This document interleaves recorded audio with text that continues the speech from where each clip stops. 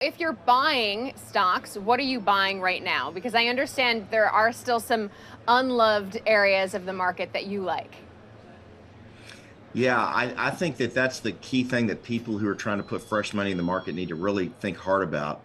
If you look at Microsoft, their earnings were just spectacular, but the stock's kind of planed out since that happened.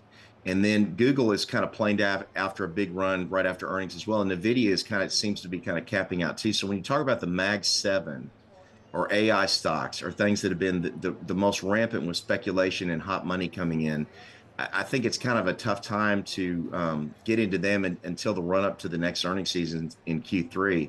So I'd be looking at some things, and I'd say over the next 2 to 3 months, not necessarily right now, that will be victims of tax loss selling and that are significantly out of favor currently in the market. And I would put in that category UnitedHealthcare, which has had all sorts of trouble this year and it's down about 50%, but is a blue chip gigantic mega stock. And I would also point people to UPS, which is trading at a very small price to earnings ratio and has a huge dividend and is a great franchise that's really having a hard time right now. And I'd also point people to oil and gas stocks. They are, again, tremendously out of favor.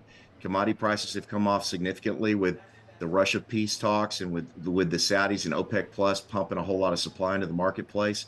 And you can pick up especially upstream natural gas stocks at a time when LNG and AI demand for data centers is going to push demand in natural gas tremendously for pretty cheap prices. But I would have a 2 to 4 month perspective on that. I would take my time and be patient about buying in because tax loss selling season is about to probably drive some of these even lower in the near term.